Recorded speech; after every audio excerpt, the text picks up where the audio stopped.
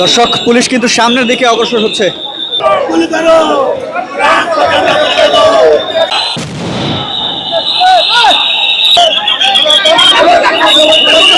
এই মুহূর্তে কিন্তু চাকরিচ্যুত যে সকল বিডিআর সদস্যরা রয়েছে তাদের উপর অ্যাকশনে গিয়েছে পুলিশ।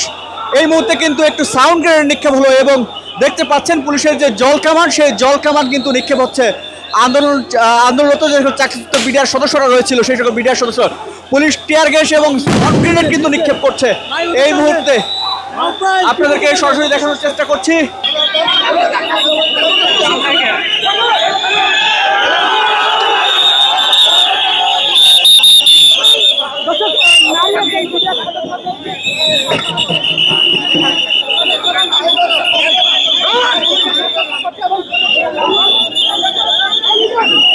দর্শক এই মুহূর্তে কিন্তু দেখলে পারলেন যে বিডিআর পরিবারের একজন সদস্যকে, একজন নারী সদস্যকে কিন্তু নিয়ে যাওয়া হলো। আইন শৃঙ্খলা রক্ষাকারী সদস্য পুলিশের সদস্যরা কিন্তু তারা নিয়ে গেলেন এই মুহূর্তে।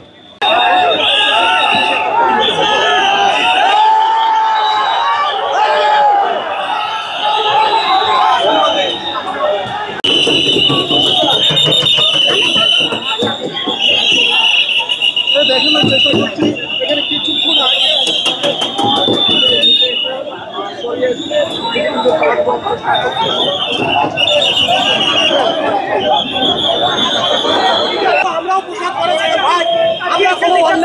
আমাদের প্রতি জুলুম করেন না, আমাদের প্রতি আপনারা কোনো অবিচার করেন না। আমরা দীর্ঘ 16 বছর অবিচারে নির্যাতিত হয়ে আছি।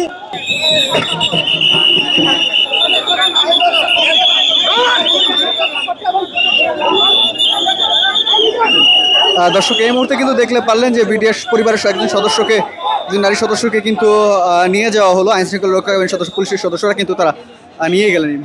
এই মুহূর্তে কিন্তু পুলিশের সদস্যরা আবারও অ্যাকশনে যাচ্ছেন, লাঠি চার্জে যাচ্ছেন যত সম্ভব।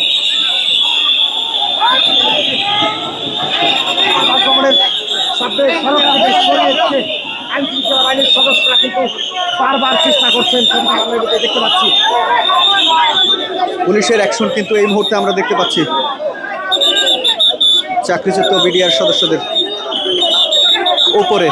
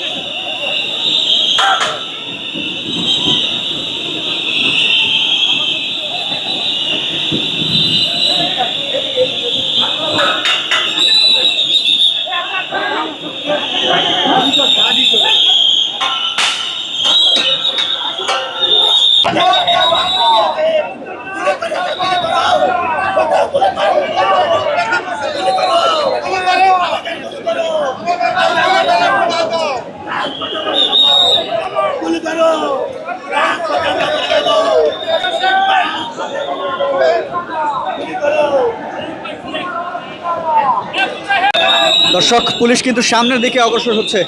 আপনাদেরকে দেখানোর চেষ্টা করছি চাকরিচ্যুত যে সকল বিডিআর সদস্যরা রয়েছে তাদের উপর কিন্তু এই মুহূর্তে আসলে চড়াও হচ্ছে পুলিশ।